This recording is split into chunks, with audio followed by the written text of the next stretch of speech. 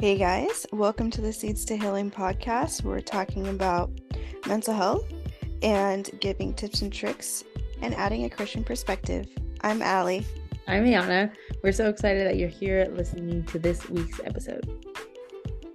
Welcome back, guys. Hi, everybody. Long time no talk. We are back and excited. We are back in business. We weren't really out of business. We just our schedules. Yeah. So we are back with our next episode. I don't even know what number this is. I think I want to say it's 11. Something like that. I Is it think we're episode 11? officially in the double digits. We are in the double digits. And for those of you who keep sticking around, we appreciate it. I was just telling last week how I saw the views on YouTube with our last episode, and I'm so grateful. It's really cool to see that people are really catching our vibe and listening to the things that we have to share. I think mental health, of course, is really important, but just that you guys are taking your time out, we thank you for it. Yes. Yeah. So welcome back, y'all. Welcome back. Yeah. Hey, you want to go ahead and tell them what we're talking about today? Yeah, so today we're talking about a thought that I just had a little while ago. I was having a really difficult time with the field. I mean, much like much like everybody does, but especially when you're in the mental health field, they come a lot swifter, kind of, I feel, of just feeling underqualified, feeling a little imposter syndrome. And then I had to really stop and remind myself of why I went into social work in the beginning, or even at all, why I choose to do the work that I do. And so this episode, we're really just going to be talking about Allie and I's personal why for why we are passionate about mental health, why we chose the career path that we do, and the why that we hang on to, that we bring back when we're feeling underqualified, wondering if it's even worth it, wondering if we should find something new, that this kind of why brings us back and grounds us. Yep. So, I'm definitely just gonna let you, start off, and what really, I know you said you were kind of having some moments, but what sparked this thought? Because it sounds like you had like a shift in your thought process over how you were feeling versus, how you got to this idea of why.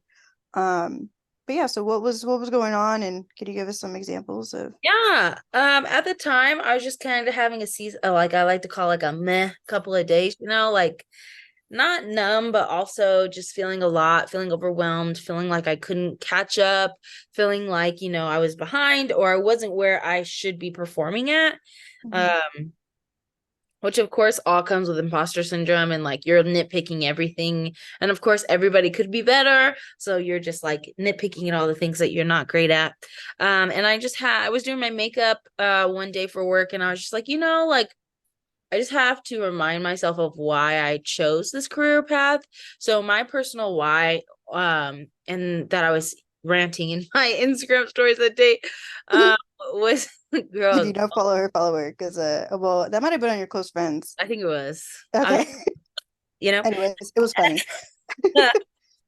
but I was just saying that like people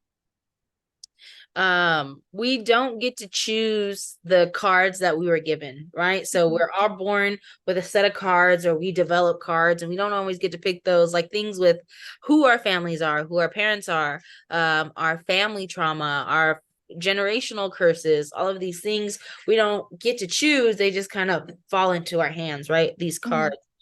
And so the idea that I want to help people is just not enough, but I want to help people look at the cards that they have, pick the best cards to add to, and play it well. So just because you weren't handed a good card at birth doesn't mean that you have to continue to play it poorly. And that's also with people knowing. Like I think about it, like I keep connecting it to cards because in my brain that's just how it makes sense. Somebody who like doesn't know how to play a lot of like poker or any certain card games, if you don't know how to make a bad hand good, you're just going to keep playing like the bad things. Like I think of playing Skippo or other card games, and it's just like, well, I have nothing to play, so I'm just going to discard. And we continue doing that through life, when if you were to look at what you really have and see the ones that are laying around and pick those up and add to it, you can have a good card at the end. You just need a little help, a little support, a little direction, somebody to teach you how to play the game and play the game well.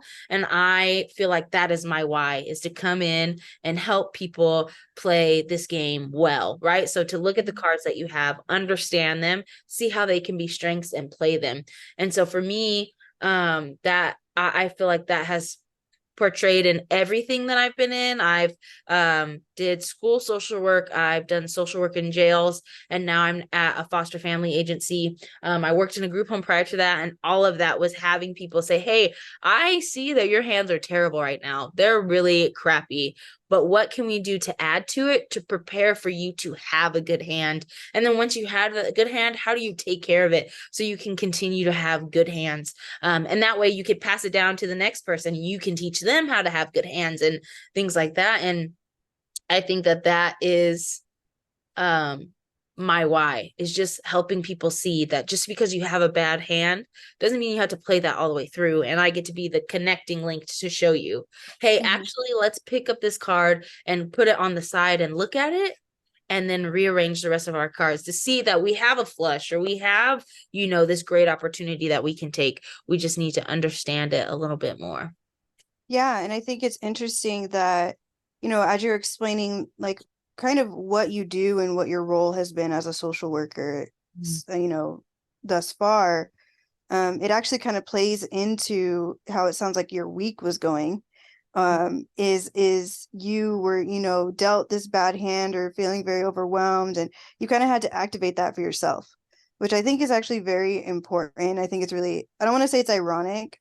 I think it was definitely, I would say, like a reflective moment for you Mhm. to really remember, like, okay, this is why I do this.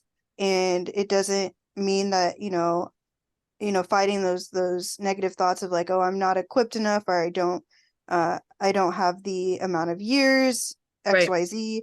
But just, going back to square one, and remembering what has your role been thus far, and really framing it for yourself of like, you know, how did I end up here? Well, I ended up here because I felt like this is where I make the most difference, and where, where, if we're talking about the spiritual side, where you feel you're called to do, Mhm. right? And so I was hearing that as you were talking. I was like, oh, she kind of like was activating her why in her life for Right. herself, and Right. getting herself from that bad hand to that good hand, or that, unhelpful way of seeing things to a more helpful way of seeing things, to kind of get Right. you through.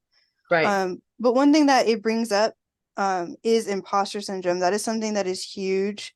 Mhm. I'm sure it's in many other career fields as well, but definitely in mental health, definitely in social work, definitely in clinical social work, Mhm. because of the way that they have it kind of structured for us, how we Mhm. pretty much go to school, do in-field training, and then we're pretty much left to our own devices after we're done with our internship.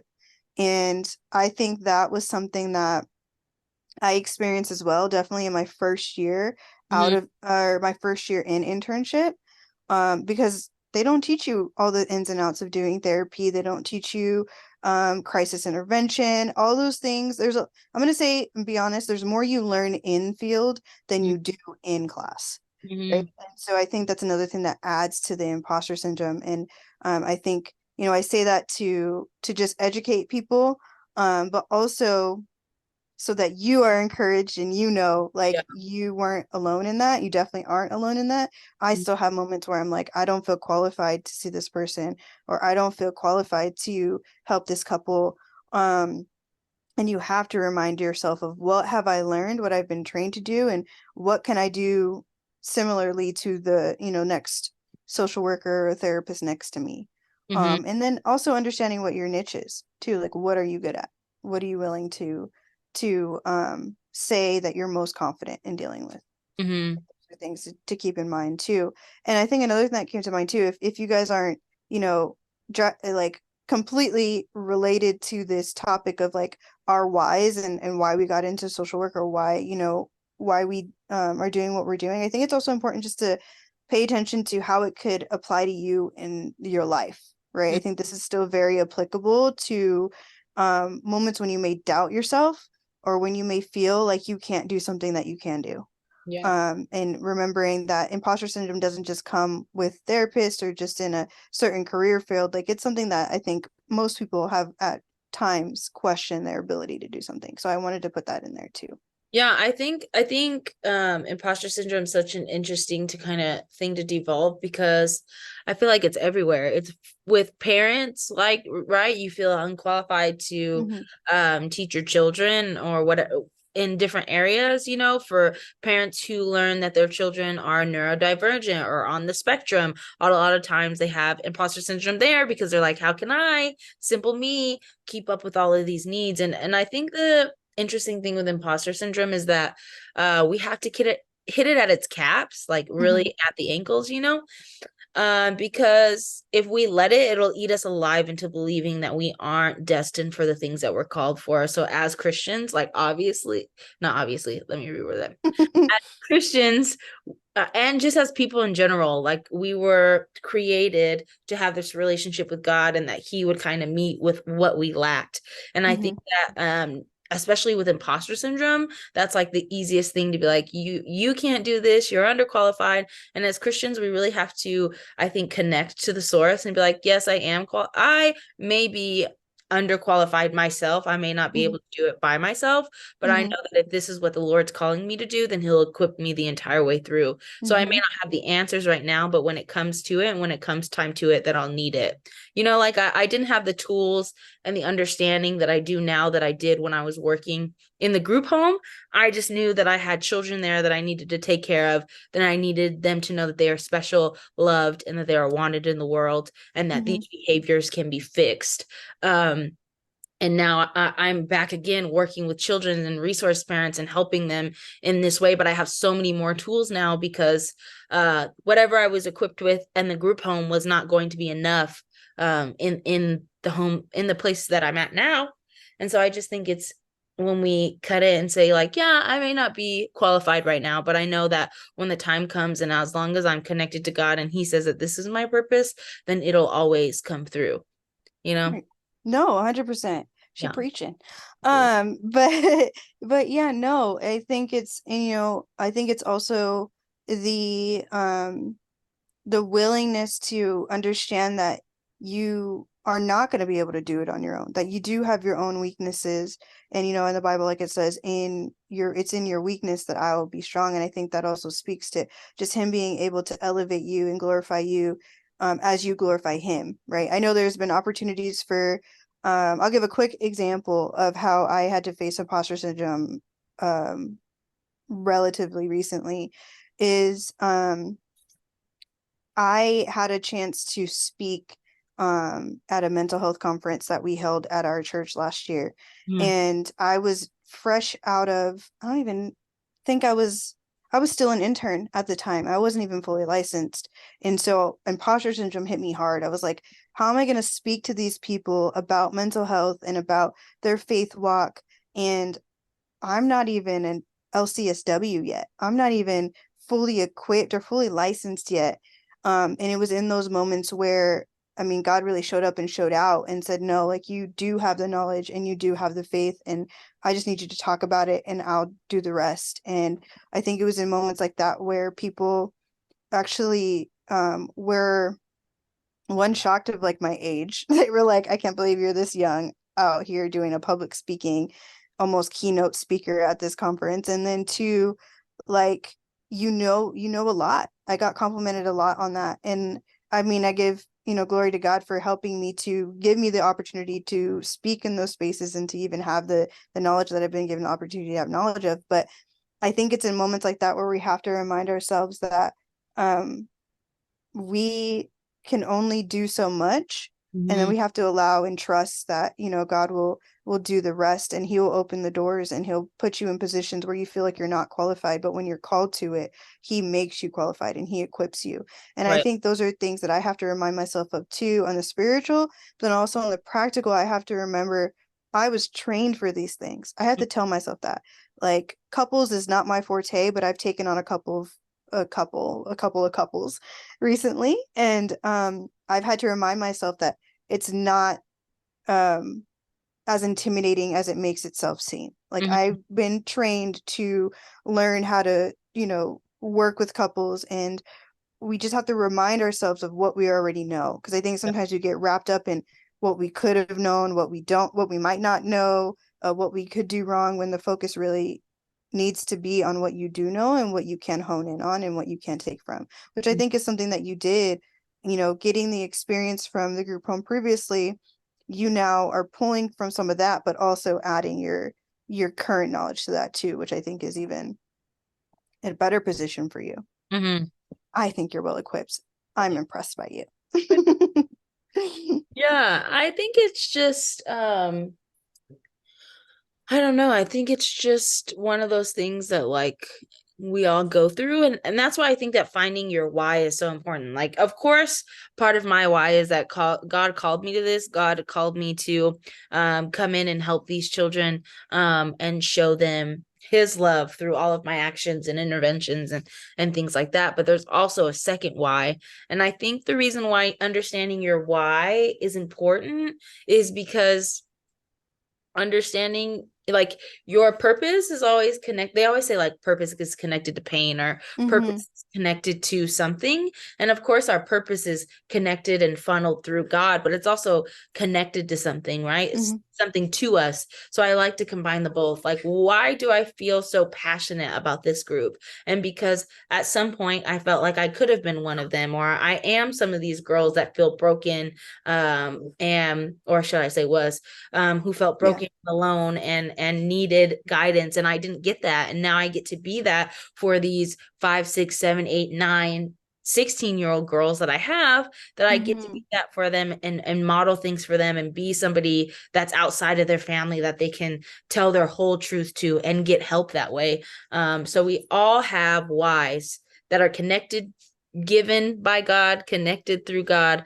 and that we get to connect to our own life stories. Yeah. Which I think kind of brings in, I want to talk about how I came about my why. Yeah. Let Because them know. I feel like it kind of stems from that, obviously, like that ideology, right? Of like what I felt like I was called to. And it actually honestly started with what I felt like I was good at. Mm, I was that friend that, my friends would come to and seek advice from. And so I was constantly, honestly, always kind of counseling mm, without counseling. And I was always interested in psychology. And I originally wanted to do like clinical psychology.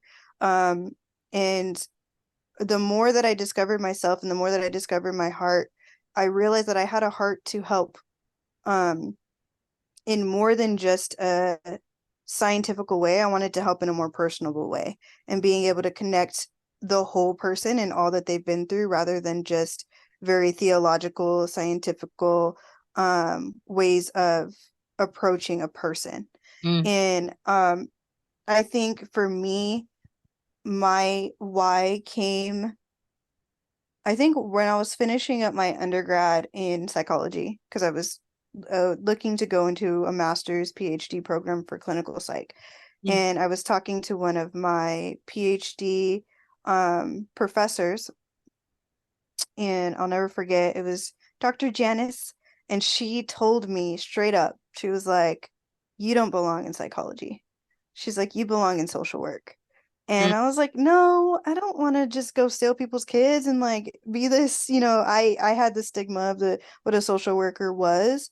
And she was like, "No, like what you want to do and how you want to affect people in the greater community, that's a social worker. That's a social worker's heart." And I was like, "All right, I'll look into it." And then like I fell in love with it. And it definitely is, who I am by personality, but just by what I feel like I'm called to. I feel like I'm called to a ministry that is to reach communities and to reach children and to reach youth, mhm, and to help them, really find their voice. Because I think that was something not only that I struggle with as a teen and a child, but also just in general. I've noticed growing up that a lot of the times that's how teens feel.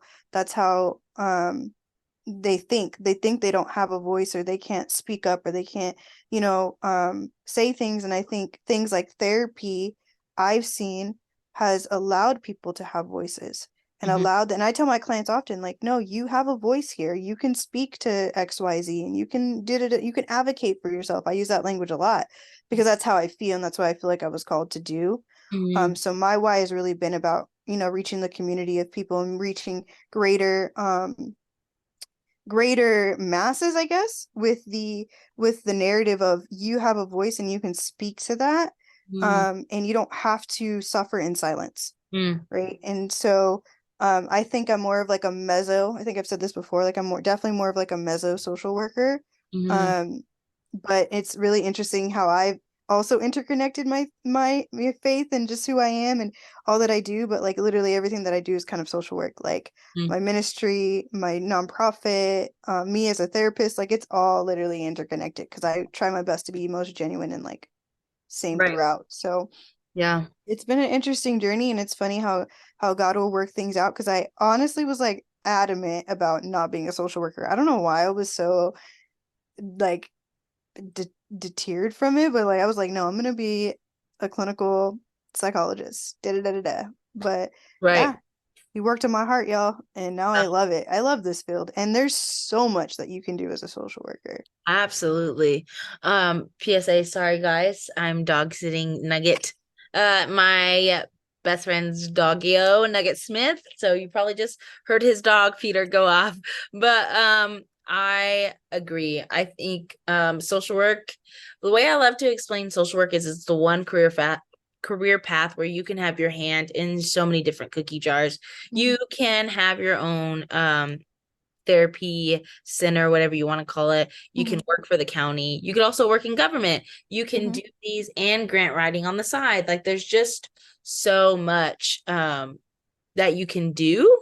And mhm, I don't think people know that. I mean we talk about this a lot, especially on this channel because we are two social workers. mhm, The stigma that social workers have that is just like um you snatch kids and that's it. Like mhm, no, there's so many different, and even when I tell people that so my technical term is an ISFC social worker, which is an intense services foster care social worker. And then when I talk to county social workers and things like that, I tell them I'm an FFN, which is for foster family agencies, or an FFA, foster family agencies, foster family network. And a lot of the times people will be like, oh, so you're going to tell me when I can get my kid. And I'm like, no, I don't even do that. And the county social worker who is in charge of your overall case, we don't even do that. So I think it's one of the things that it's just a miseducation, because we're the forefront of like when things like this happen and when children do have to be picked up, the social worker is the one to pick them up. So we automatically, as a society, just put the entire blame on social worker. Like you're the child snatcher. And it's like, no, actually, a judge has to make a call. The judge makes the call whether you go or not. You are making the call by doing what you're supposed to do or not. And so I think that if people were to understand that, like social workers, I went to a Christian university for my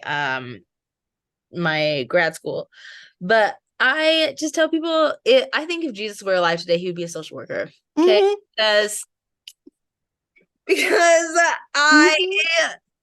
I think he would be, because honestly, not that like it's the most sanctified job, but at the end Right. of the day, we are, like Allie said, we're advocating for people. We are standing in the trenches with people. We are being the connector link. You don't know how many times I've had to call schools and hound them to be the voice for my resource parents or the kiddos about what they need.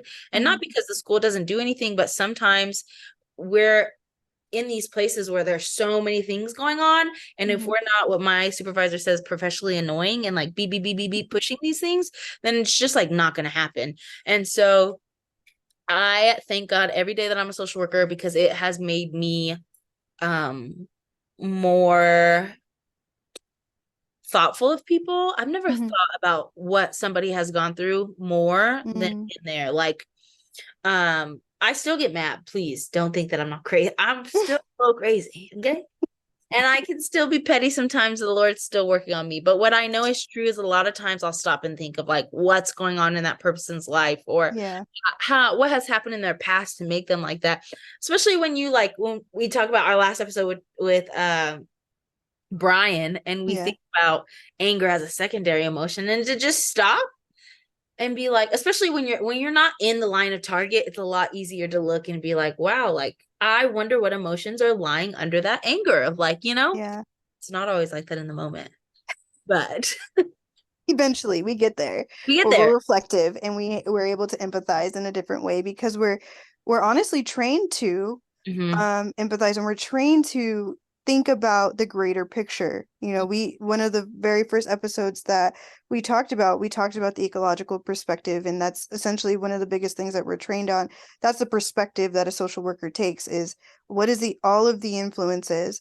And I think that's why, you know, you and I gravitated to this field, from what I'm hearing, is because we've been interested in doing things that are greater Hmm. than just, one size fits all type of solution.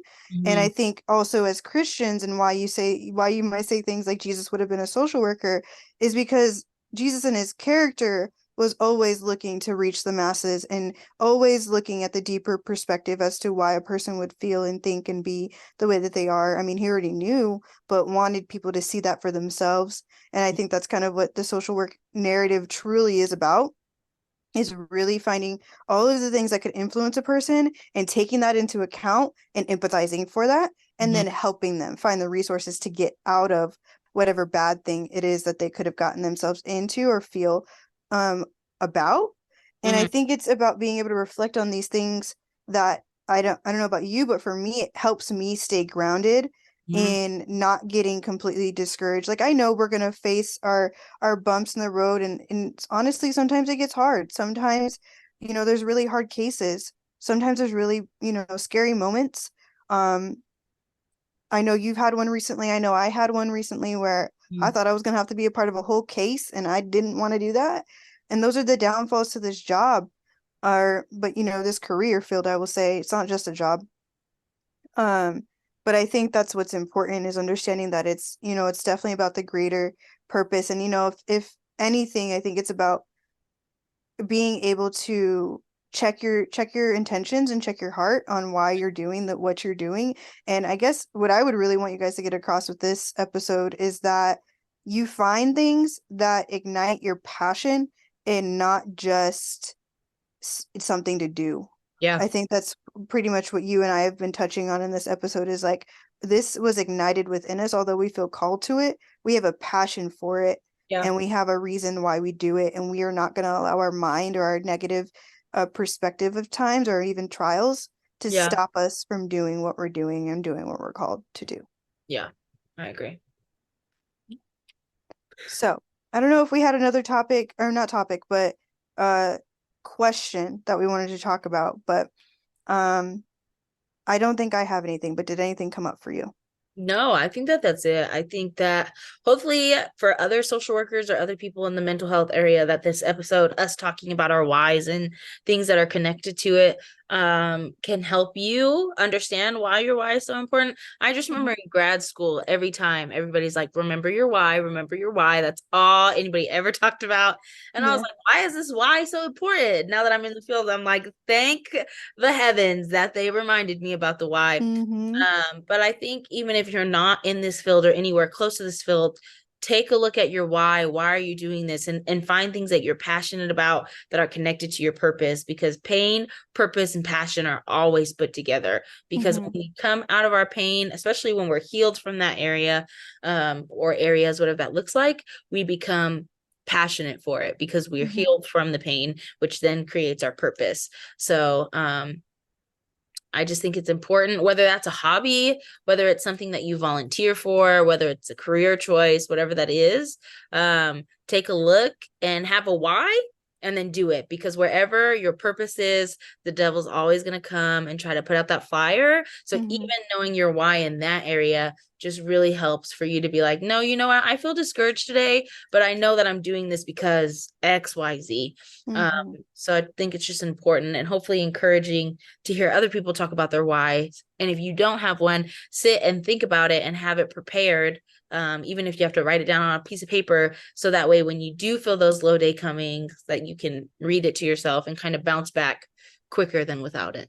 Right. And just honestly, just stay encouraged and know that, the things that you care the most about will obviously show themselves and continue to tap into the things that you care about most, because that's an indication of what your passion is. Um, and for those of you that, are believers, continuing to trust God and, like it says in Jeremiah 29:11, I have a purpose and a plan, and he truly means that. Mm-hmm. And it's for good and it's for, his favor, and um those things will really show themselves. Mm-hmm. Um, so just being encouraged with that. That's really, I think, what we wanted in part to talk about in this episode too. Yeah. So thank you all for listening. We are back. We are back at it again. Thank you for sticking around. I know it's relatively short today, but I feel like it was still needed. Hey, go ahead and close us out. Yes, thank you, my friends. We're so glad to be back and to chatting with you. We love getting to do this. There will be a surprise episode dropping on Friday. Mm-hmm. So be on the lookout for that. We'll have another episode out this Friday. It's going to be super fun. We enjoy this. You can also follow us on our Instagram at Seeds to Healing. You can DM us there if you have a topic you want to hear, if you want to come on and talk about the topic, if you have questions, whatever that is. We'd love to hear from you guys. Subscribe or follow, or I'm like, what is it called on the podcast? But yeah, follow the show on the podcast, subscribe on YouTube, rate us. It really helps other people to learn that we're out here and what we're talking about. And other than that, we're excited, and we'll see you guys next time. We'll see you next time.